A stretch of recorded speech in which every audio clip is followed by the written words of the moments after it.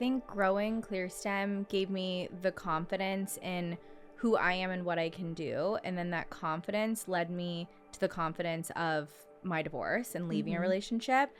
That was so hard, but then doing that also re-gave me the confidence, like almost back into myself and ClearStem. So like ClearStem gave it to me in order to do, then going through the divorce gave me even more power and confidence of how much I am in control of my own life and how I don't need to settle for things, how I don't need to put myself in certain situations, and I really am the leader in my own life in every way possible, and I get to craft my story and my journey in the way I want to. I mean, you've given me the courage so many times in life to really stand up and speak for myself, and I do really think a big reason why like I am who I am today, like you are also a really big part of that. And so I think like it's also important to like have that person in your corner. Yeah. And like I know not everyone has that person, and so like being that person for yourself.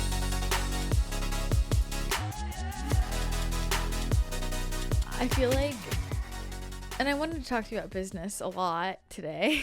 I'll talk about skin too, but I want to talk about business because, I mean, I don't even remember the last time we really talked about that here on the show with you. Yeah, it's been a while. It's been a while. Obviously, like so much has changed since the beginning of your journey with this company. It's crazy. I need to like listen back to our first my God. podcast. I don't even know. All I know is that I was the first person to get a ClearStem bottle. You were. It was that pretty little blue bottle with that nice little dropper. Yeah, and it was just placed right on the counter for me. And it's just crazy how like what's changed, you know? It's like literally a movie. And I feel like a different person. Yeah, you are a different person. I mean, you've changed a lot. You've had to change a lot. You've gotten to change a lot. And I think the whole business side of it is something that people just don't get the behind the scenes of, like the reality of that. And it's interesting for me having, you know, my toe dipped into kind of what people who aren't in these spaces think of founders or, you know, CEOs, COO. Like they have an idea of what that is. And then there's a reality of what that is. Yeah. And I think when you start to learn about like, what does it really take to build this business? What is the lifestyle really looking like? You know, it's not, there's a lot of glamorous parts of it and there's a lot of not glamorous parts of it. Like I think, who was I talking to about this the other day? I was like, people like to say, oh, like, yeah, I want to start this, I want to start that. They're never going to do it because they're not willing to make trades in their life. They're not willing to give up this for that. We were talking about dating actually and all the single people in San Diego. And I was talking to Tyler about it. And we were talking about how so many people are single because they're not willing to give up parts of their single life. Yeah. They want someone to come in and they want nothing else to change. And I was saying it's the same thing with business. People are saying, well, I want to build this type of company, but they're not willing to change things in their lifestyle. And it's a perspective if you think that's a loss. It's not really a loss, but there are realities of you can't be dicking around, you know, if you want to build something huge and amazing and serving a lot of people. Like there's not a single person I know who's super, super successful who isn't dialed. Yeah, and that hasn't given up a lot of aspects. And they don't always view it as giving. I think when you really love what you're building, you don't view it as giving up. But if you're looking objectively, like you've given up a lot, right? Like that is a reality to it. Things. I mean, it's trades, like right? It's exchanges. Yeah. But it's a perspective, right? If it's a loss, that's why it gets tougher like as you get older to go all in on a business, because you have this flexibility in your 20s where you are a bit naive in life in a great way. Like I loved being naive when starting ClearStem. It was really fun to be naive and to not know what things could look like on the other end. But the older you get in life, the more perspective you see in other people's lives, and you notice how many like really crazy shifts things can take that maybe you weren't anticipating. But when you start a company younger, you're kind of just going with the flow of life. And so I think that can be an advantage. The older you get too, the less you want to quote give up your salary. Like I made no money until like 2 years ago maybe is when I actually started like making some money, and I am almost 34 years old. So I was light years behind so many other people my age that had normal salaries and 401ks and health benefits and so many different things. And I felt so behind that I couldn't travel or spend money the way other people could. And I was okay with that because I loved so much of what I've been building for the last almost 8 years that was a trade that I was willing to make. But I would be lying if I said it didn't sting sometimes when I would see like some opportunities that people could jump on that I just did not have enough money physically in my bank account to be able to take advantage of. And that's a huge trade. But you trade it for something that you enjoy doing. And so I think for anyone that wants to start a business, you have to want it enough to make those trades because there's going to be a lot of them. So you have to genuinely enjoy it and also have the perspective of the different phases of business. Danielle and I were just talking the other day that we are in a really new chapter of ClearSTEM. It's not as fun as the first 5 years. I still love it. I still love what I do every single day. There's not as much spontaneity anymore because spontaneity now at our phase could be catastrophic. Spontaneity could cost the company a ton of money. We now have 20 employees where we pay for their life. We have 20 salaries, 20 benefits, like health plans, 401k matching, like everything. And so before it was just Danielle and I, so we could take all these different risks, and the only people that were like benefiting or like taking the risk of not benefiting was Danielle and I. We didn't have to worry about anyone else. Now we have 20 employees' lives to worry about, and we have like around 20 products as well, not just one product anymore, not just 4 products anymore.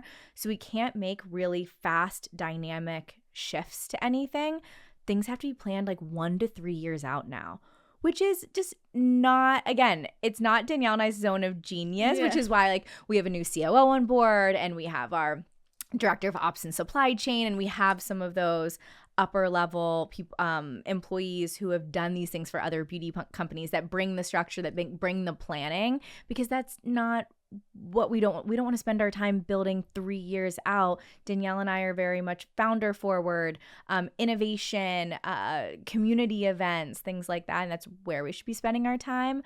But we've had to pull back on a lot of that for other things in the business that have to get built out right now.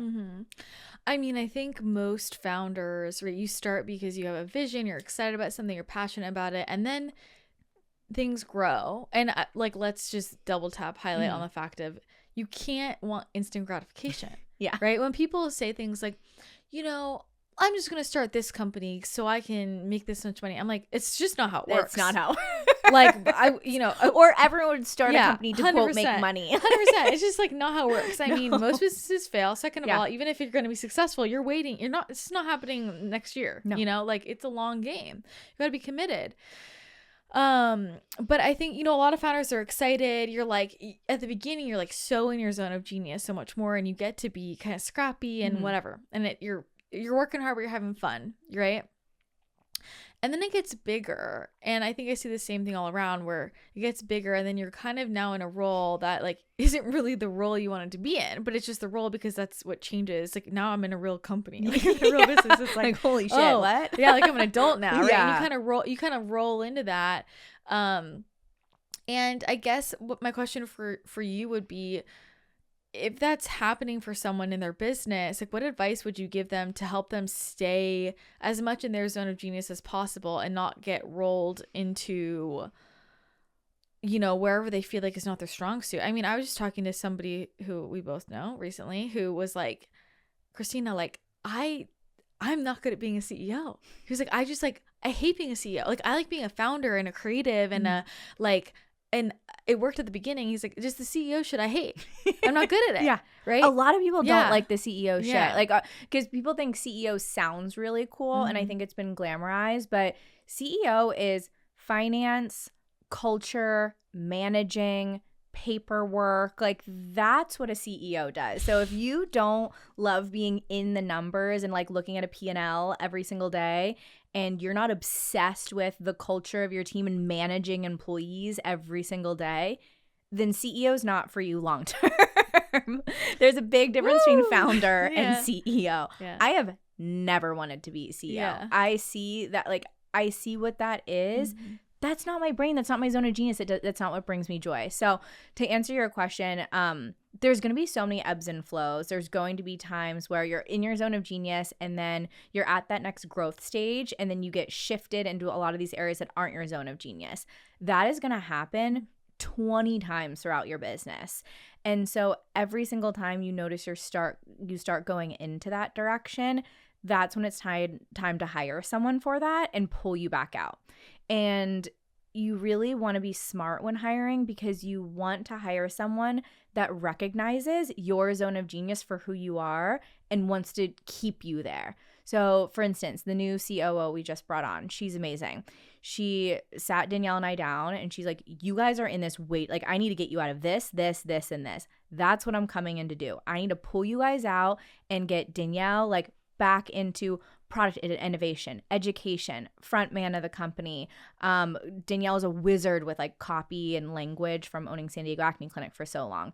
For me, I need to get back to influencer strategy, community campaign, how we're launching into different businesses, different territories, different cities, where we're talking about our products and how. And so we are in things way too much. So you need to find someone that recognizes your zone of genius, knows it, continually pulls you out of things, puts you back in your zone of genius, and takes care of those other things for you. That's going to be more than one person, because you're going to get pulled in. Like, our first thing we got pulled into was customer service. Plug someone to customer service, get us out. Then we got pulled into, like in the very beginning years, then we got pulled into social. My day should not be spent creating social posts. We got someone in there, pulled me back out. So that is going to happen over and over and over again. And it takes a lot of self-awareness to recognize what are you good at and where should your time not be spent. And where I see people crash and burn is the people that truly think they can do everything. Of course, you can figure it out and do everything, but you're going to be spread so thin that your business is going to suffer because of it. So it's not about you not being capable to do something.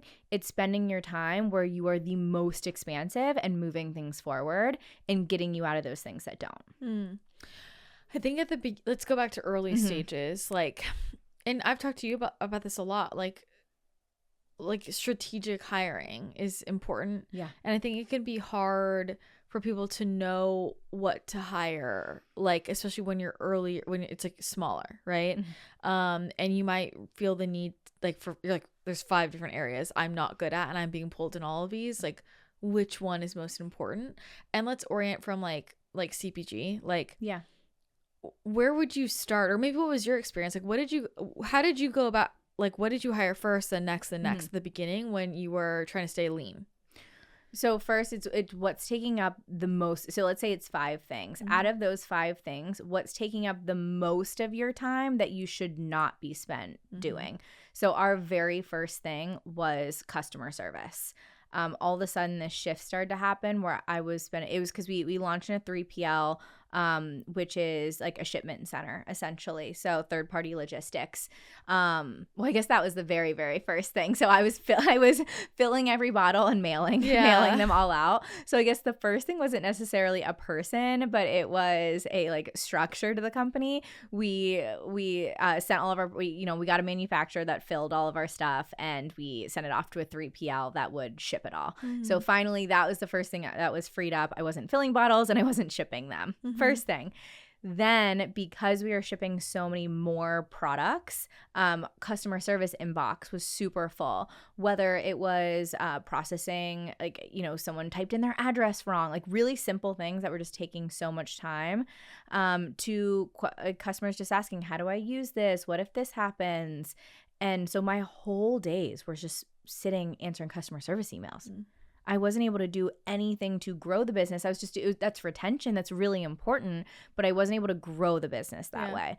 And so we hired a VA to run all of our customer service. And so that got pulled out of there. The next one was social media, because obviously you're more successful and you can be consistently posting on social media, showing up. So I was a part of all the strategy, but I wasn't physically writing every single caption, getting the content together, because it does take a lot of time. So those were the first 3 big things. I would say right after that, So our first employee was handling more influencer relations. So she came on as an intern, was managing all the DMs, because DMs are also like customer service. She was managing all the DMs and influencer gifting, seeding, and the back and forth. We weren't doing any paid influencer campaigns, but we still do our ambassador program, which is more an affiliate model. So she helped set that all up. Our very first platform we used for that was Reversion. And so she helped set up all in Reversion and the back and forth, the email coordination. That way I could work on more strategy of who we should be gifting, who we should be talking to, who are their friends, what event should we be at. But she was handling all the coordination of that. So those were the first ones. And I will say, because we had formulation covered by Danielle, that's why we didn't need to hire anything for that. I would say if you have a product that you do have to formulate for and you aren't the formulator, that's a big first one to hire for. But because Danielle is the formulator and worked directly with our chemist, then we didn't have to hire for that area of the business for a really long time. She now has support on the product innovation side, but that's just, I mean, we've been around for almost 8 years, and that's just a within the last year and a half hire. Wow.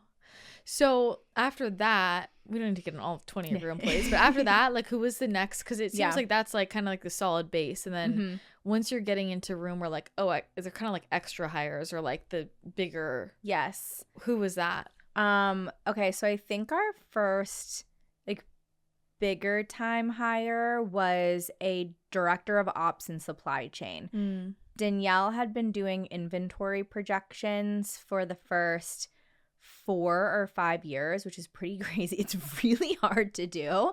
And at one point she's doing, I think, with up to like 5 or 6 or 7 products, which is extremely challenging without a planner, an inventory planner. So that was our first like more senior level hire.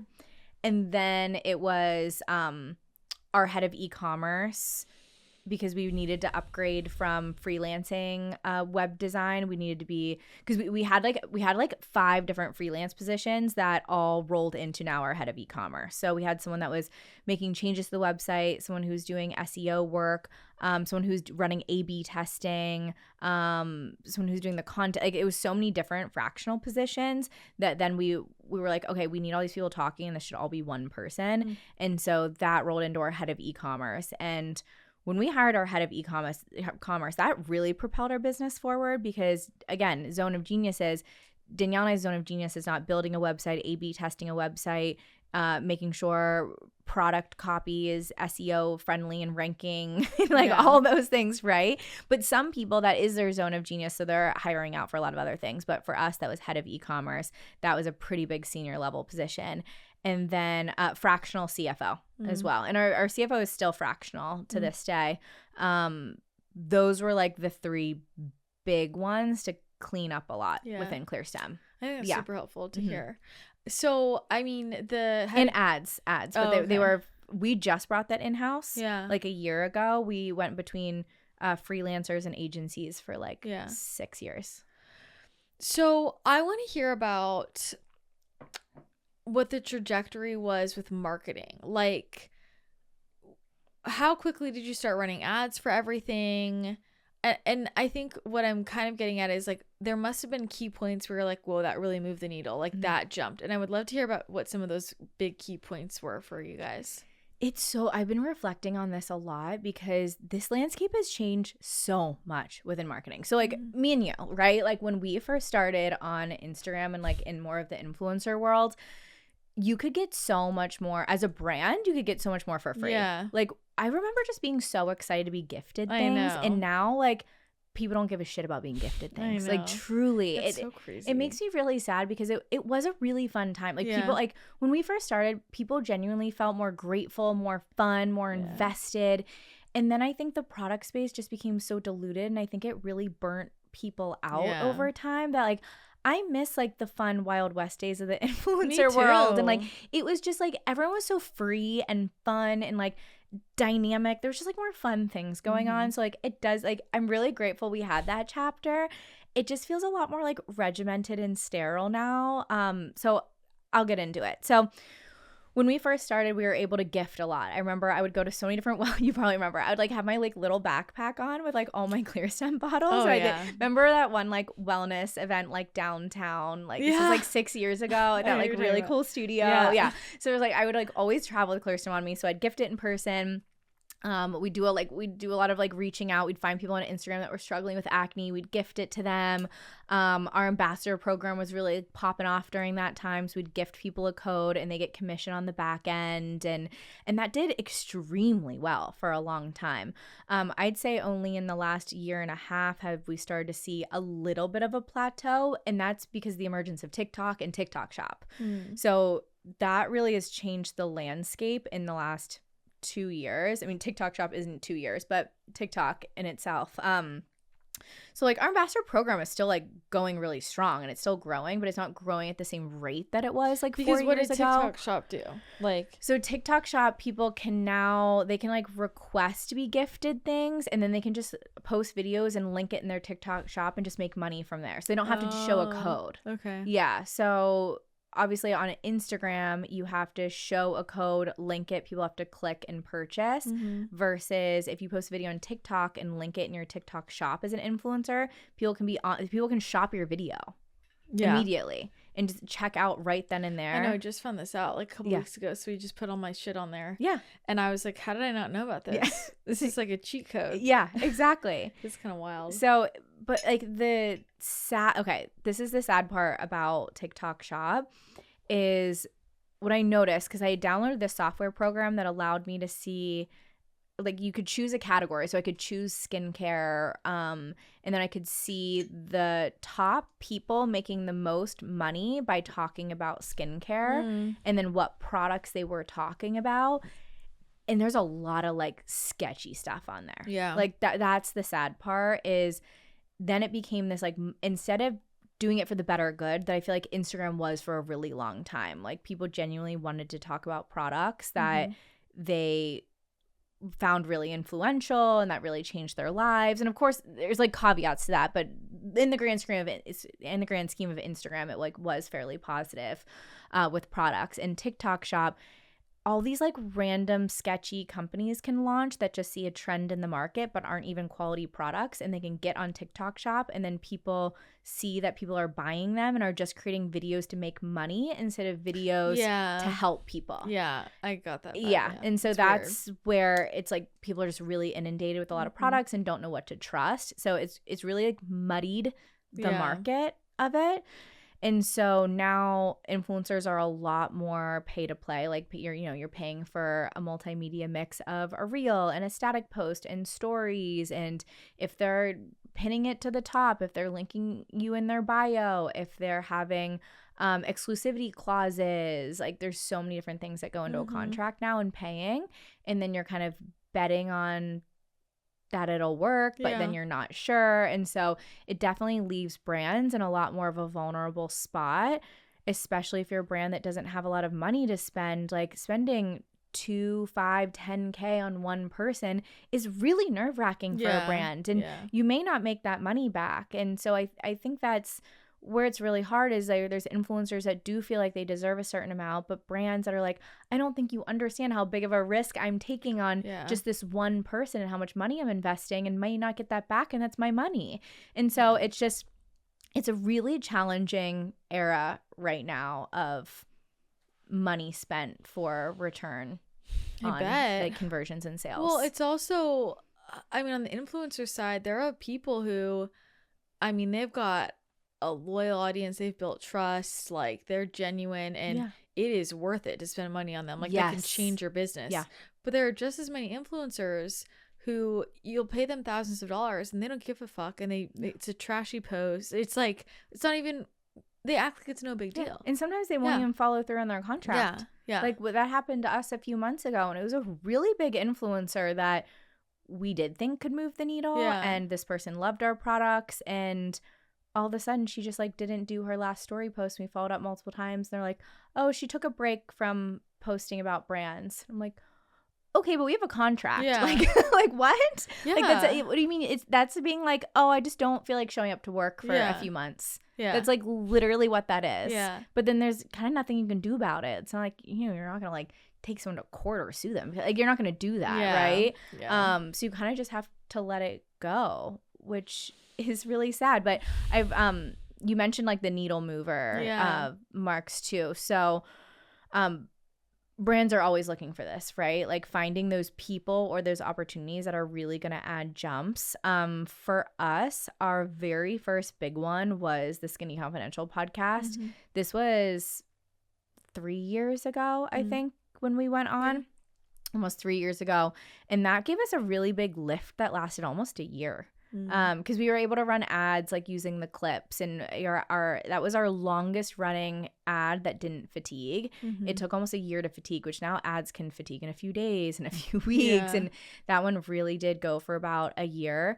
But we've had podcasts have been our biggest one, because I feel like the people like you, the people who've built the strongest communities are on multiple platforms. They have a newsletter, they have a podcast, they're on Instagram, they may be on YouTube, and they're really meeting people in multiple places. And so working with those style of influencers and creators who have built really strong communities on multiple platforms, those have been the biggest needle movers for us. Yeah.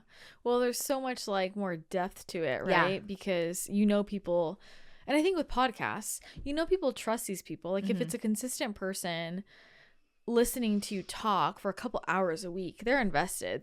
They're listening, versus some of the short form, people are posting all kinds of products. How likely am I to actually buy it? If it's something I'm like actively thinking, I'm like, oh, I want a new mascara, and then my favorite influencer posted, I'm probably gonna get it. But there's 800 other things that she's posting that I don't give a shit about. Yeah. But I think on podcasts, when you're like so invested in that person, it's a relationship. You're listening to them talk for an hour or two every single week. And when they give a recommendation, you're really paying attention. Yeah. So, I mean, it makes sense to me just with buyer behavior. But I think that, and I tell people this all the time, I'm like, you just got to be in it again for the long game. And people right now who are trying to just build audiences really fast and really quick, like, that can do well for them in the short term. But I just think in terms of longevity, I think some people can then convert that and it works. And I've seen other people just get fucked. Like, especially with your people's accounts will randomly get shut down. I mean, I was talking to somebody who built a huge audience on TikTok, all in on TikTok, and her account just got shut down. No way. For like, she can't get it, or she got like logged out of it or something. Oh my gosh. And it's like, then you have nothing, And so I just think it's worth it to make sure you're translating into things that are like meatier, like at least an email list, right? 100%. Yeah. So just like all areas of life, there's no quick fixes, and you have to diversify your assets. Like in all areas of life, there's no quick fixes. Weight loss, like we've seen how many trends come and go with weight loss, and all the quick fixes end up causing so much long-term damage to people's bodies versus a more sustained lifestyle of eating and moving and taking care of your body. It's the same with business. There are these crazy stories that you hear that business goes from 0 to 50 million in 1 year, but I'm telling you, it comes back down. Yeah. Like, it's typically because it was like right time, right place, right trend. Like they capitalized on a trend. Every single company I know where that's happened, it balances back out or it dips back down, and they haven't been able to support that growth. Yeah. So if you really want a healthy company, it's slow, long growth, but those quick shoot ups, they come down, and or you can't support that. And then when you do have those really big spikes, it draws attention to that industry. So then you typically see a lot of brands launching products within that trend, within that space, and it causes a lot of saturation. So there are people that like that happens and they're able to sell really quickly.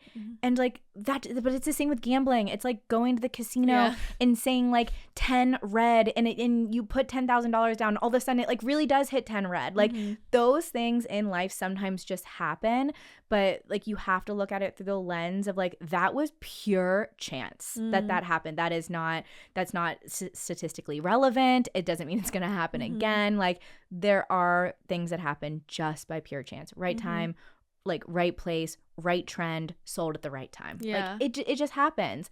And then diversifying your assets too. You know, if you have one corporate job your entire life, and like, for instance, like, no, I'm not getting political, I'm just getting the first example, it's coming in my head, government layoffs. Like, it happens every time a new presidency comes in, right? You see, like, whatever that president wants to focus on, there's government layoffs. So like, if you work for the government and a new president comes in, like, you do know your job, like, it could be up for grabs. And so when layoffs happen in any industry, housing market crash, layoffs, anything like that. So if your assets aren't diversified and all your eggs are in one basket for where you're getting your money from, that's when people lose their house, lose their car. That happens. And I understand that not everyone is able to diversify their assets right away, but it's just something to think about as you grow. Like having multiple streams of income. So if something does happen, you do have other ways of making money and having that come in. And it's the same with business. Like, you can't just be on Instagram, right? And like, you need to have an email list and owned assets. Like, you don't own Instagram or TikTok. So like, you need an owned email list, an owned website, things where you can control the conversation. You can reach your customer if anything gets shut down on any of the social media platforms or your account gets hacked. Yeah, no, 100%. And I think with the chance thing, it's interesting thinking about it from a spiritual lens, because when things happen like that, I'm like, you manifested that. Yeah. You either manifested that because you did all the work to lead up to it, and then it came in fast. And sometimes that happens. But I think less so in this space. Like, I'm like, you know, they spent a long time vibrationally preparing, like, and then it's like, it takes one thing and like life changes positively. But it's less common for people to do that than they manifested that as a fucking lesson. Like, it came in and then it crushes you. You know, you can't hold it. And I think the other part of the conversation is, what is that business owner's life like, and their health, and there's other parts of the equation. Yes, right? what were they drastically giving up? Because some people's trade-offs are their health. Yeah. Like, there's been multiple founders who sold their company for 500, 600 million, $1 billion, and then they're spending the next 20 years of their life fixing their health. Yeah. Because they gave up, they didn't sleep, they didn't eat properly, they weren't in a healthy relationship. And so now they are struggling. They can't get pregnant. They have cancer and diseases popping up. They're suffering. Their entire health is suffering. They can't find a partner that they want to build a life with, because that was their personal trade-off for the really, really intense growth. And I've never looked at that. I've always wanted to enjoy my life and enjoy growing a business. And I feel really grateful that I have a co-founder where, like, prioritizing joy has always been our number one. And we always remind ourselves of that. Anytime something starts skewing that we're not feeling joyful and we're not feeling happy, we always have the conversation of like we need to remember that we always prioritize joy. And like right now, this is either taking up too much of our time, or it's like really compromising our joy and we're not happy. And that's not why we're doing this. And so we've reset our mind multiple times if we see it skewing in the direction of not joyful. Yeah. I mean, I love that value. And that's where it's nice to have each other to like hold each other accountable. Because I think especially when you don't have a co-founder, you can really laser in. And that same trait that makes people very successful of how they can like just laser in on something can also shoot them in the foot, because they just get really unbalanced. So it's great that you guys have that. So Skinny Confidential moved the needle. Any other big things, whether that was something with marketing or a new product launch or even a new hire, like things where you're like, that really was a turning point for us? Our hair care launch was a really big one. We'd been working on it for 3 years. There was no other company doing quality non-pore clogging hair care, and that was one that was literally asked from people for like 5 months so hard to since find. The beginning. From the beginning. And so that was really a big needle mover. Our Mind Body Skin supplement was like one of the biggest ones that I don't think we ever expected. TikTok also took that and ran with it. Even though it's not Mind Body Skin's not a quick fix, because it helps fix the foundational aspects of your body as it relates to acne. And so it can seem like a quick fix because it's more simpler than people think. Like people are having people are having key deficiencies in their body, and by shifting these key deficiencies, they are seeing massive results.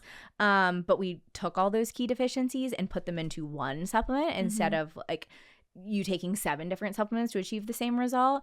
And so we put them all into one. And so TikTok really ran with it because people were seeing rapid results for those people that those were their main deficiencies. And those are the main deficiencies. And about like 85% of people who are struggling with acne, they really are struggling with those deficiencies. And so it can, again, like it can make quick changes in people, but it's simple changes. Like their body just really needed that to operate better. But since that supplement provides such fast results, that really took a mind of its own, and really helped scale our company a ton by releasing the supplement. And it opened up the conversation that acne is internal and external. And so it allowed us to have that conversation in a bigger concept, because we were constantly educating about it, but we were sending people elsewhere to get all these different supplements. And we were able to make it all in one for people. What's your best-selling product? Our Hydroglow moisturizer and our Mind Body Skin supplement. Okay, yeah, good to know. Bounce Back's up there too. Yeah, for sure. Yeah, it's like Bounce Back, Hydroglow, Gentle, Clean. Yeah, those are all the top ones. The OGs. The OGs. Gotta get the OGs in there. Well, I want to shift into skincare because I love this conversation. But like you've changed so much in the last 8 years. How do you feel like you changed? Like, what's different about you? What have you learned? I feel like I'm more self-aware. I like to think that I've always been fairly self-aware, but I think I've done so much work with you, with our executive coach, myself, that has really brought a lot of things to the forefront, and I've been able to evolve in a lot of ways, at the same time seeing my little quirks and loving them. And just honestly leaning more into some of my quirks. There's some things I've wanted to evolve and up level and grow from. And other parts of me, I'm like, that's me and I like it. And I'm going to double down on that. Like what? How I just like to express my opinion. I think for so long I couldn't decide if that was a good or a bad quality. And again, I say that at the same time, I don't think anything's good or bad. But I'm just speaking like very like relatively of like that's the way I was thinking. I was thinking it was good or bad. Now it's like instead of good or bad, it's like where are the different opportunities for growth, and so where can I maybe refine how I communicate, but I still love my strength of if I do feel something, I am going to express it and I'm not going to sweep it under the rug. And so leaning more into that, but leaning into it in a more evolved way. Like I have been really working on lately how I communicate things and how I prepare to communicate for certain things. Certain things I will just say on a whim. Others, I'll take it, I'll listen, I'll collect my thoughts, see if I need more like data points, more reference points, more examples, and then bringing something to someone's attention. And so being more patient. Patience has not always been my strong suit, and that is something I'm trying to activate right now. So it's just taking those points of my personality and like what can I evolve versus what do I love about myself so much that maybe just like needs more like patience or or some like softness added to it. Well, I mean, you definitely have to be patient to build that kind of business, you know, but I think that it requires, like, the reality is when we want something different in our lives, we're building something, like, it requires us to step into a different version of ourselves. Yeah. It requires us to. And I think that it requires us to look at, like, people-pleasing behaviors, for example, have to be looked at. Yes. Most people deal with that. You certainly dealt with that, right? And you cannot get to where you are without looking at that. Yeah. Like, you can't run a company. No. Or reach as many people, or even with your schedule, right? Like, I think the schedule is a huge thing. There's a million things pulling you in every fucking direction every day. And the people pleaser is going to be like, yeah, I can do everything. And then you hit a point where you crash and burn and you have to realize, I've got to say no somewhere. Yeah. I've got to be okay saying no or setting a boundary, because you literally can't, you know. And I think those are the places where it forces you to become someone different. I think growing ClearStem gave me the confidence in who I am and what I can do. And then that confidence led me to the confidence of my divorce and leaving a relationship. That was so hard, but then doing that also gave me the confidence, like almost back into myself and ClearStem. So like ClearStem gave it to me in order to do, then going through the divorce gave me even more power and confidence of how much I am in control of my own life and how I don't need to settle for things, how I don't need to put myself in certain situations. And I really am the leader in my own life in every way possible. And I get to craft my story and my journey in the way I want to. Now it's a we, obviously, with David, my fiance, but it's like at the time it was like, no, I get to drive this.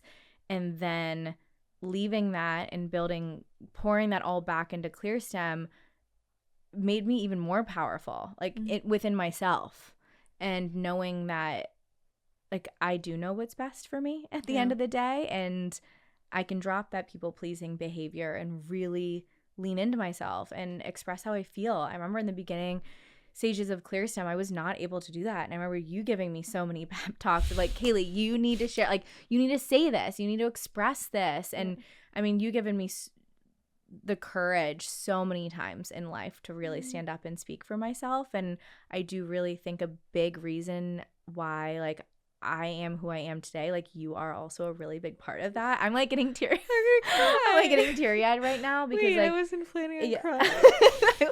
I wasn't either. And just now that we're talking and I'm reflecting on these things, it's like you were at all of those like really big turning points, being like my biggest encourager to step into my own, and like that person that reminded me I am who I am. Oh my god, I love you.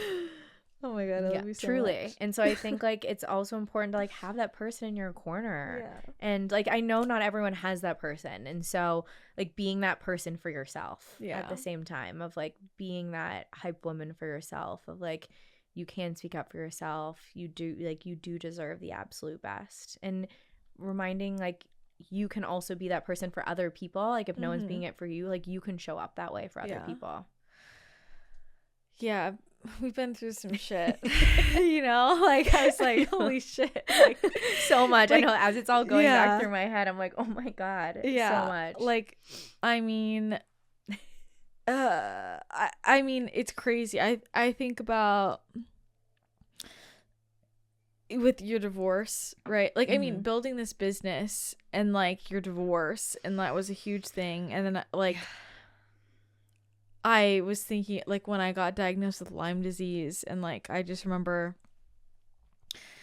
like, you cooking food for me, and, like, I had gotten ozone, and, like, I couldn't function, and you would take care of me, and then I were going on a walk, and just being like, I literally, I can't. And I remember you had that pituitary thing. Yes. Do you remember that pituitary thing? Oh my gosh, I couldn't even function. I was like falling asleep at 2 p.m. every single day, like not able to function literally after 2 p.m. every day. Yeah. And we were just, a lot of these conversations of like, I've hit my limit. Like I can't talk to anyone, you know? And I just think so many rebirths, diets, and like just crazy shit. But there's so much that goes on behind the scenes that people don't see. And like, I think with you do, I mean, people just don't know the behind the scenes. It's like a little different with me because my brand is built on me just being like, this is what's going on. But you're building a different type of company, right? And like you're busy doing company things. So, but I think with that divorce, it's like, how did you, oh my God. Like, we drove by Idlewild the other day and I was like, my God. I've only been there once. I haven't been back. I'm scared. But it's all intertwined, right? Yeah. Like me, you, and Danielle. It's just crazy to think about how it's all been intertwined and like these different moments. And like there was this life stuff. Like we've been best friends for a long time.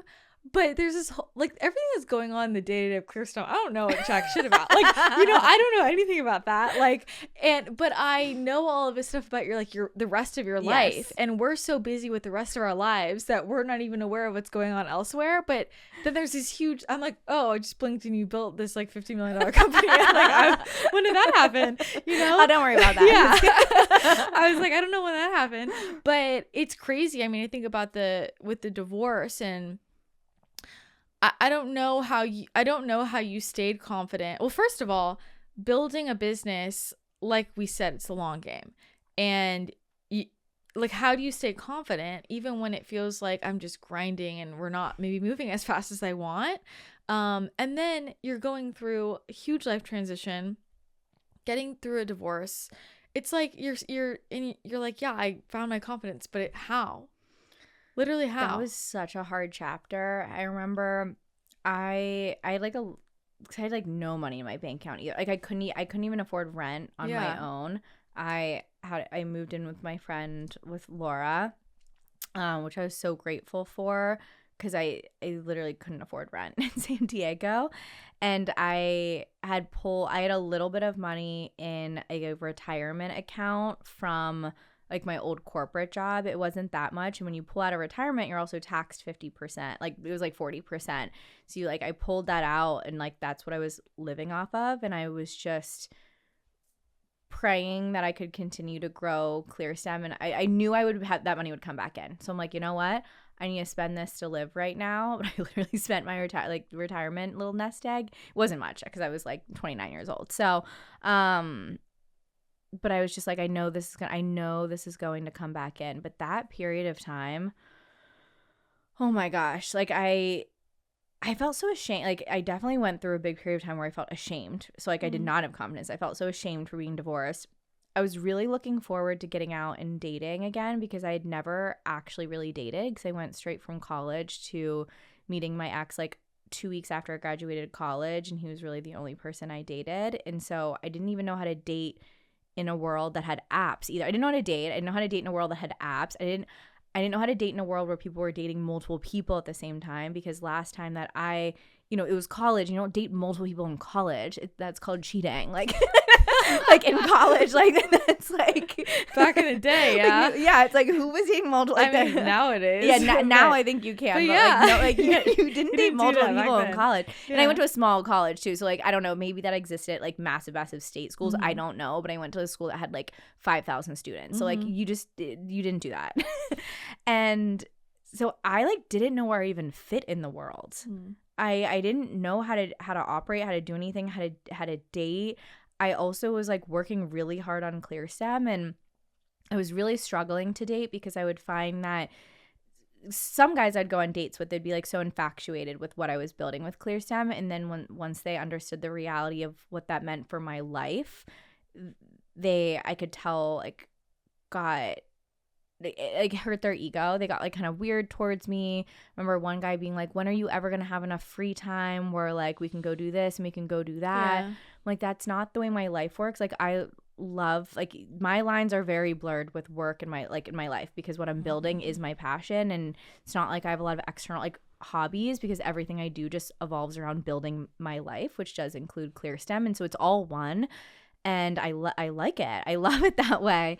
And I just didn't know how to operate in a dating world. I didn't know I tried to date people that had more like 9-to-5 jobs, because I wanted to feel more balance in life.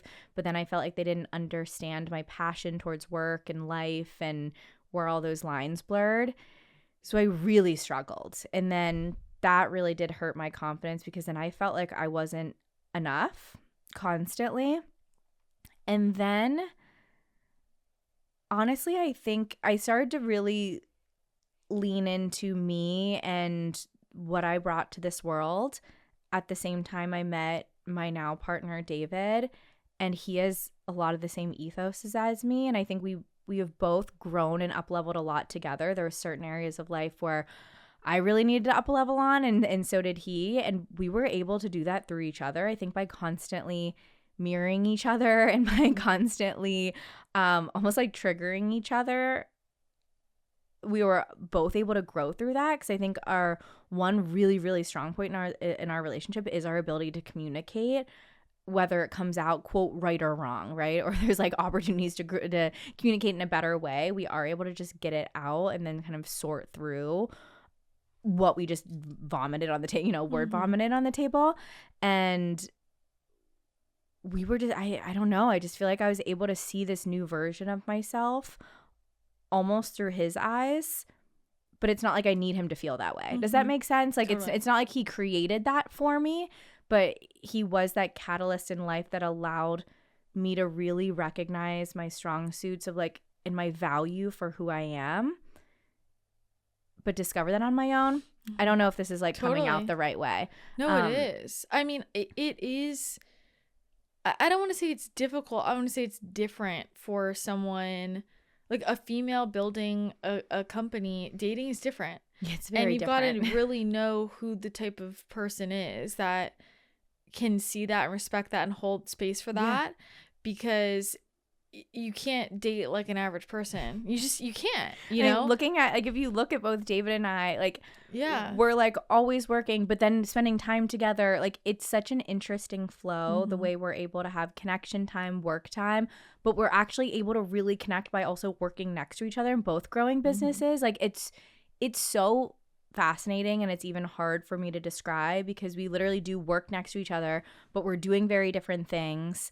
But we're able to like go for a walk in the middle of the day and connect, but then we're going a million miles a minute, and then we're traveling, going to different conferences, but then we'll go together and support each other. So it's this like, it's this consistent flow in life where we both just deeply understand each other, and we both deeply understand the purpose and value that we feel in ourselves, but also want to bring to this world. And I think we both recognize that in each other, and we're able to just energetically prioritize things. Like, we both just so deeply feel it, and we're just able to flow. Yeah. And that's something I just couldn't get into flow with anyone else. And like, it just feels like we're like in water. Like, we're just like, we're literally just flowing, and I can't even describe it. Totally. Well, it's like you guys are in a flow together, and like you're doing your own things, but it's like cohesive, and it's with each other, and I think you guys have a very similar energetic pace, I want to say. Yes. It's just similar energy about you. You guys are different, but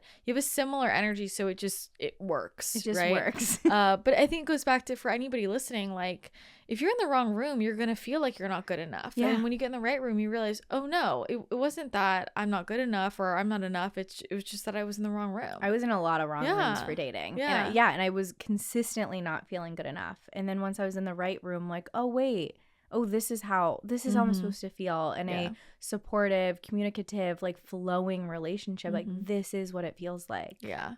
And I think that it's really important with wherever you're at in your career and life, you got to really think about the type of person that is looking for that, right? Because there are a lot of men who say, oh, I would love to date a woman who's building a blah, blah, blah. They don't realize what that means. No. They actually don't want that. Versus someone like David actually does mean that, because he also needs someone who's also doing her own thing, because he's very busy and probably couldn't, I mean, I'm just putting words in his mouth, but I would imagine he wouldn't do well with somebody who like was clingy. He would never. Yeah, like so you guys both need someone who has their own thing, because you also, you wouldn't like the feeling of somebody waiting around like, are you done with work? It's just not gonna work. No, that's so triggering to someone building a business or like passion in life that they love. Being like, are you done, is probably one of the most triggering things. It's like, no, I'm never done. I agree. Versus like, oh, do we want to break for, like, we have our own way of like kind of saying that without saying it like that. Yeah, it is. It's like when you need to work on a weekend and you like feel this guilt, like, because you can feel them like getting upset. Like, none of it just like can't. It just doesn't work. It just doesn't work. Yeah. But I do think it's, not everyone knows what they want. And so a lot of times, like, that person can say out loud, like, oh, I want a woman who has her own thing.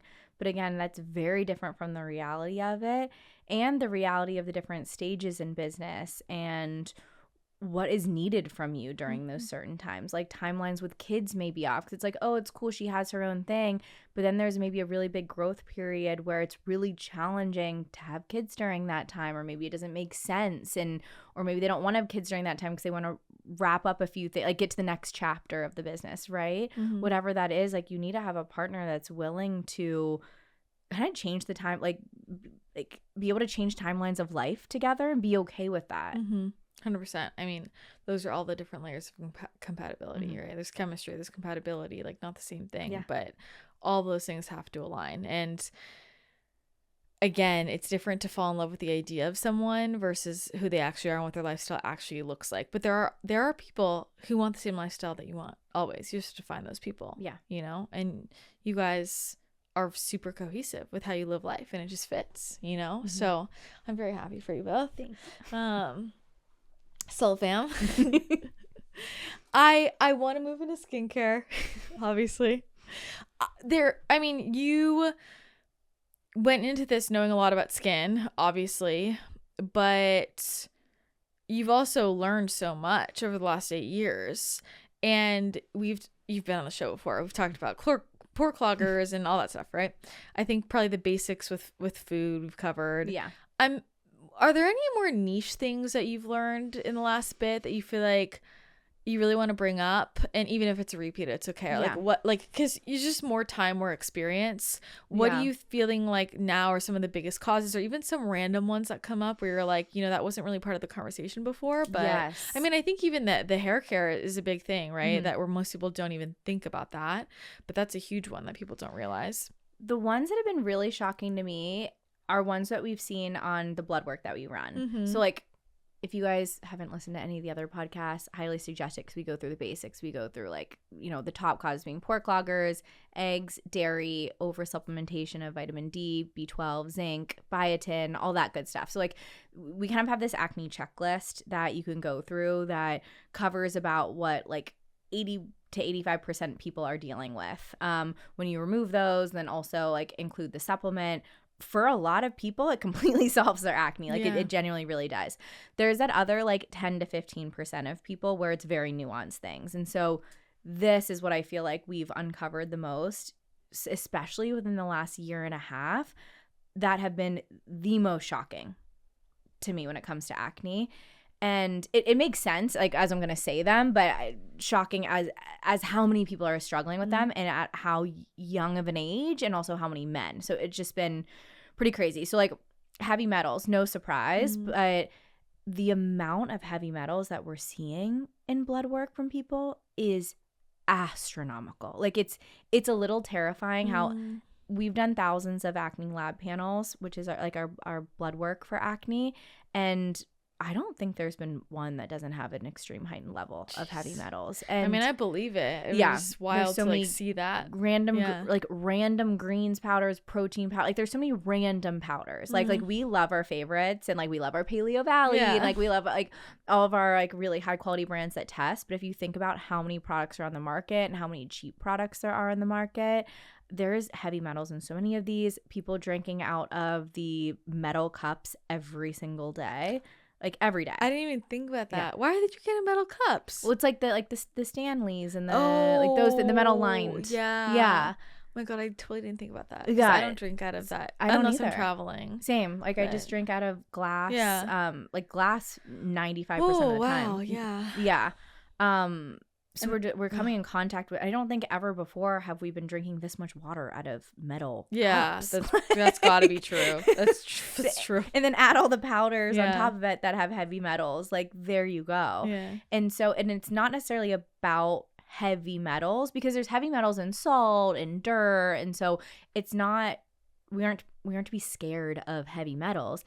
It's the high amounts that are bogging down our liver and kidneys. And on top of everything else bogging down our liver and kidneys, our bodies can't filter it out, because our bodies are like, of course, if you test salt, it's gonna be high in heavy metal. It's naturally like, duh. I remember like I saw something like viral weeks ago that was like it was like one of the really good salts that we love. It tested high for heavy metals, and I'm like, it's salt. Yeah, it comes from the ground. Yeah. Like that's not what we should be worried about. That's normal. Like we do come in contact with metals, like in nature. It's just these excessive amounts that are bogging down our filtration system.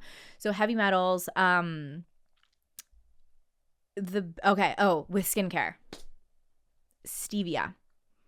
So this is so crazy. Okay. Oh my God. So stevia in high amounts. Yeah. So stevia, fine. Like if you don't have stevia anywhere else in your diet and you're just like using it for cooking it, baking every once in a while, or it's like here and there. Like I feel like years ago it was here and there. Yeah. Now it's in, again, most every protein powder, greens powder, nighttime drink powder, electrolytes throughout the day. And some people can't drink water without any electrolytes. They're drinking 3 to 4 packets of electrolytes with stevia and their protein powder and their greens powder and their like colostrum or whatever.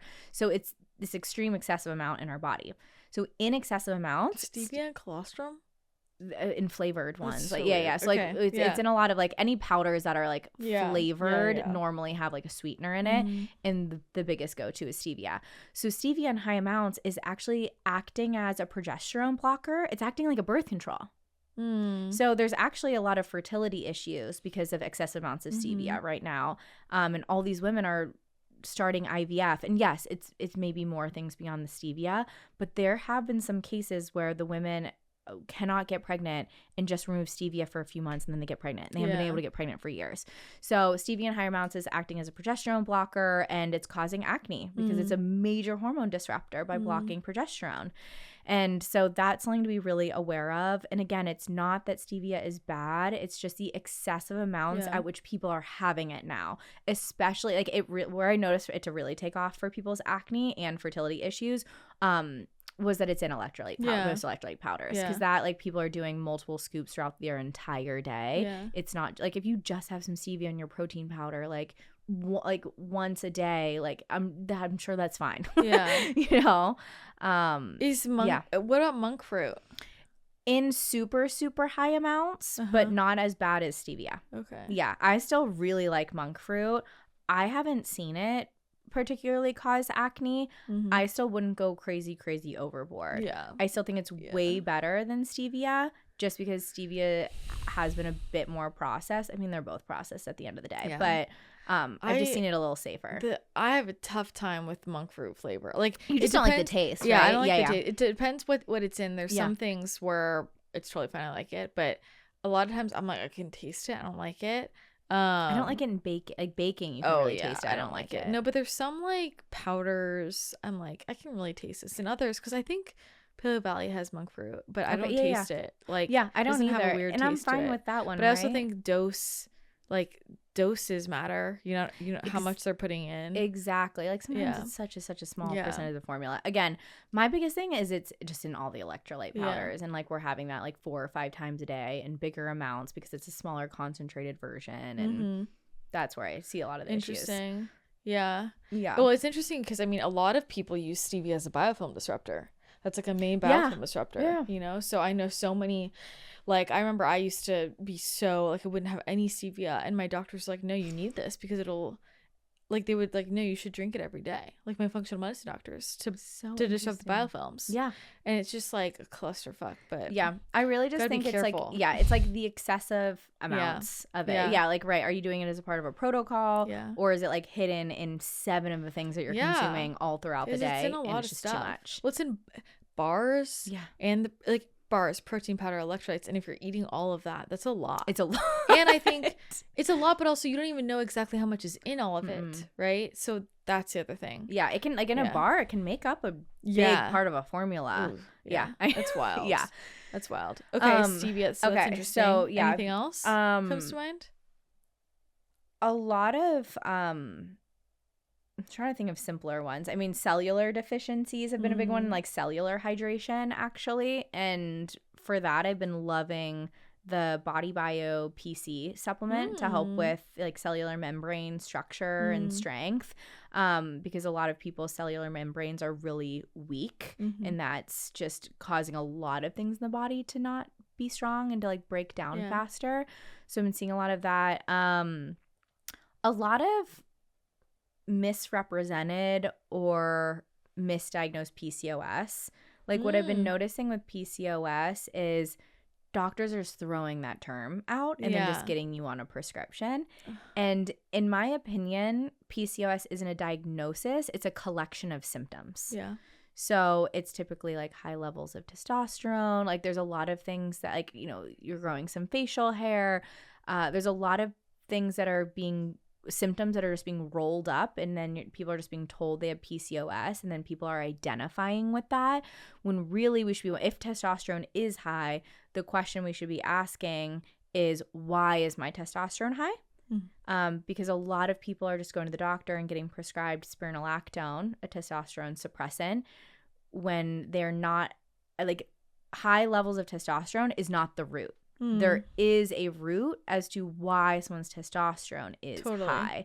And so through blood work, we're able to uncover a lot of that. Heavy metals plays an effect into it. Mold plays an effect into it. Like your body being totally overrun by mold can actually raise your testosterone level. So there's all these things in your body that are going on that are causing those high levels. And so we are able to see a lot of these within blood work, and essentially like just put a lot of the puzzle pieces, like hand you the puzzle pieces and then also put them together so it makes sense and get on a proper protocol. And the protocols are fairly simple. Like we do have some supplement recommendations that we give, but a lot of them are just lifestyle recommendations and shifts that make the biggest difference. Yeah. I mean, I'll tell you, things that cause my acne, I mean, I know the things that cause my acne, but it's like, if I lift weights too many days a week, it gives me acne. Yeah. Like, it's like simple shit like that. And if I have coffee too many days in a row, like if I have it once or twice a week, fine. But if I have it every day, I get acne. It's like all these little things that, because my body is already so sensitive with cortisol, it's these things that put my cortisol, higher.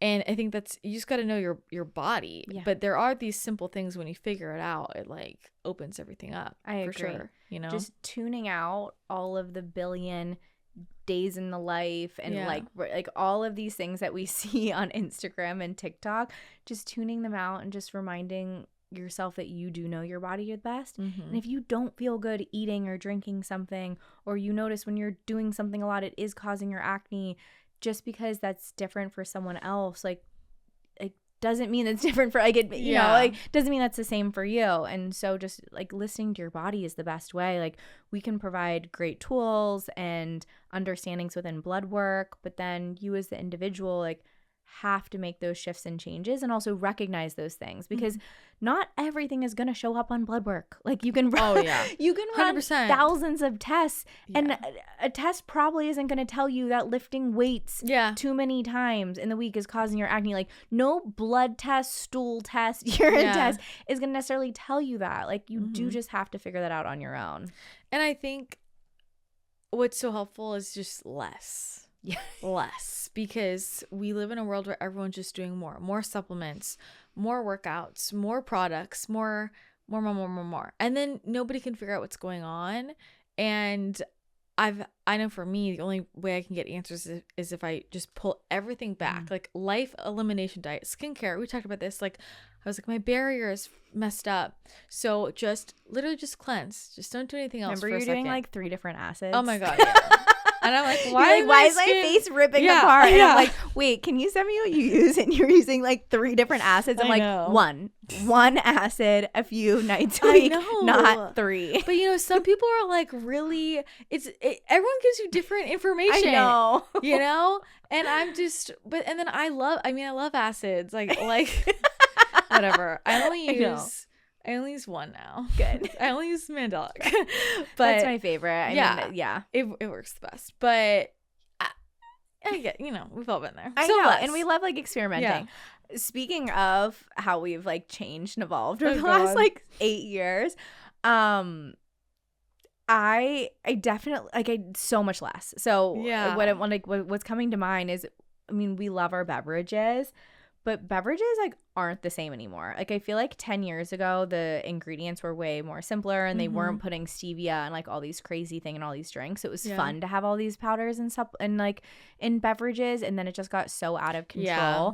I like pretty much just drink water. Yeah. Like I don't really drink any fun beverages anymore. Like teas, I'll get like hibiscus tea and stuff, but I like there's just too much junk in things now that I will get so bloated and inflamed if I'm just like playing around with different beverages and snacks. I like have pulled back so much. And supplements, I used to have like closet full of supplements. Now I cycle between a two, like a few, but I don't take that many supplements at all. And I normally cycle them of just like when I feel like I need them. Yeah. I don't take a lot of stuff at all anymore. My diet is so simple. My routine is so simple. Less is more for everything. Totally. I'm on the same bandwagon. I mean, it's just too many confounding variables, and it's time. I know. It's time. You know? And like I just, in my space too, I just want less things. Yeah. I don't want like a closet full of like a bunch of stuff anymore. I used to love that. And now I'm like, I don't want any of this. Clean home. I want my coffee in the morning plain. Yeah. I want my like I know, plain. that's wild. I know. I'm not that hardcore. I've got to have some milk. Gotta have some goat milk. Goat milk is bomb. Yeah, you know. So, well, there's simplicity, but I want to ask you if there's what like in wellness or beauty, any quick like things you're loving right now. As far as treatments, I'm still the same on microneedling PRP. Like that's still like I've tried a few lasers and I slightly regret that I got them done. Luckily they didn't destroy my face. So I do feel really grateful for that, but I'm just finding out more and more about a lot of these lasers. We don't have a lot of long-term studies on them. I don't want to burn any fat in my face. Like I don't want anything with heat on my face whatsoever. No heat, so like no RF for me anymore. Like radio frequency. So just plain microneedling, PRP is pretty much where I'm at. And then, I did get, I've gotten the exosome injections, which I liked. Like, so you can do like stem cell or exosomes. So I do like the science of that. But other than that, I'm not, like, I'm just chilling. You do red light? I'll do red light when I don't have it with me right now when I'm traveling. I'm kind of bummed I didn't bring it, but when I'm at home, I'll do red light. I'll do like microcurrent when I'm at home. I forgot that too traveling, and I'm bummed that I forgot it, but I have the Pro Lift for microcurrent. It's like really strong. So I like that, especially on my forehead.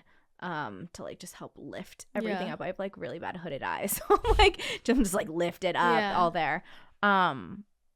But I've been really taking a step back. I love that. From things. Simple. I mean, I think simple always works. People, it just has become so commercialized, everything. So everyone's trying to sell a diet and a product, and it's just a lot. It's very overwhelming. I notice when things get too saturated and overwhelming, I do take a huge step back. So I'm like, whoa. Like, why are there so many lasers, like so many new things popping up? I don't trust new things that pop up whatsoever. I'm like, again, no quick fixes. Like I don't trust it. So I kind of just watch things happen and see how they play out. Yeah, I think that's a safe move. But I do like peptide. I told you I've been like really into peptides. Like I've been diving really deep into peptide research. The protocol I put myself on right now is a beauty and immune system peptide protocol. I'm like super down for that. A few months ago I did a protocol that helps with more like sleep, cellular repair, and muscle adaptation, which was like really helpful, like to take this peptide before going to the gym, because it helps with your muscle adaptation process and like basically like gets you into I'm totally blanking on the name, but like gets your body into that like structure before working out and just like helps enhance everything. So I thought that was really cool. I did like a 12-week protocol on that one. So I've just been like, I've been honestly a guinea pig with some of those different peptides, and like the beauty ones are really cool because they can help with collagen, elasticity, and so there's like a couple different very specific beauty peptides, both like topically and internally, that I'm viewing as more like longevity type practices versus like a laser to have results right now. Like diving into the peptide research, which is like more long term. I think the peptide stuff is so cool. Like, Me I think too. it's amazing how that's all coming forward right now. So I think that, and like I'm really interested. I haven't done it yet, but like the EBU, I'm really interested in the plasma research, that like all the plasma clinics that are popping up. I know there's a ton in the UK right now. So like, though I haven't tried any of those yet, but they've like really piqued my interest. And it's some things, again, I don't like jump on things, but I like watch them from afar. I learn, I research, I see where clinics are popping up, who's doing them, like what's going on. So those are the things that I'm like, I've been looking at, but I haven't done any of them yet. Keep me updated. I will. Let you be the guinea pig. I always have Kayleigh do it first. Yeah, I'm like so happy to be the guinea pig. Yeah. Yeah, but EBU and all like the plasma dumpings, like putting it back in, like all that stuff. Yeah. But I don't know who I was talking to the other day. This is something I do want to do. How like you can regenerate your own plasma just by like donating blood every single month. Oh yeah.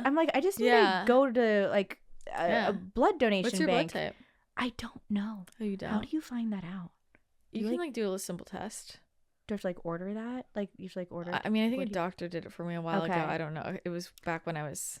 I mean, I'm an O positive, so I need to find out. I'm beneficial, but I want to start donating my blood like every month, because then that's the best way to recirculate and like bring new blood, and like giving is receiving. Yeah, exactly. So I think I'm gonna have an update on that. All right, keep me updated. I'll let you do the guinea pig stuff. Done.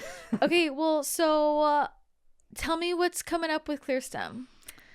What are we working on? What are you excited about? Yes. Recent launches, whatever you can share. So we've had a little bit of a secret launch in the last few weeks, the Good Seeds. Yeah. That I know. I was like, what the hell? I know. Send it to me now.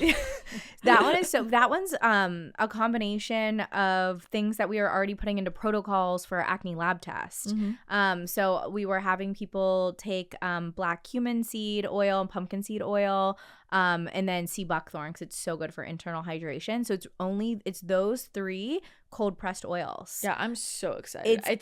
I amazing. told you this. It's genius. Yes. No one was Literally doing that genius. in a capsule form, and it was like so inconvenient to take the oils, and they make such a big difference with like no real downsides per se. You know what I mean?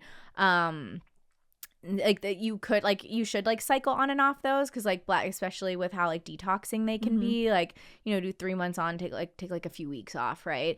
So that's helpful with pretty much all supplements, just like cycling off of them. But Good Seeds is a really exciting one that's not really like a needle mover, but I think it's, for us, it's really innovative for the industry in the space, and I love it. And it strengthens our conversation around acne as internal and external. So having those internal components.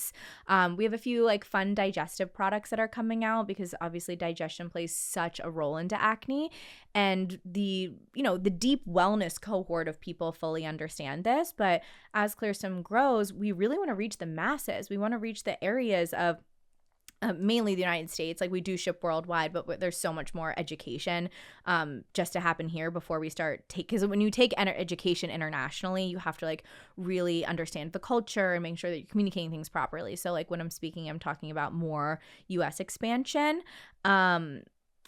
There's so many more people in the US that don't even understand the link between digestion and acne and whole body wellness. And so our goal with CLEARSTEM is to be for the masses and to make this education really simple and digestible. No pun intended, digestible for people to really understand and like have this acne and aging brand that really links the conversation of how important internal like the internal structure of your body and how you're fueling yourself really helps with your skin. So we have a few like blood sugar support and digestion products that are coming out to really help people. I can't wait. And then we have another, let's see, do we have one? We have one more topical product coming out, and I can tell you after this podcast because I can't announce it yet. I love it. It's a good one. You'll think you'll be really excited about this one.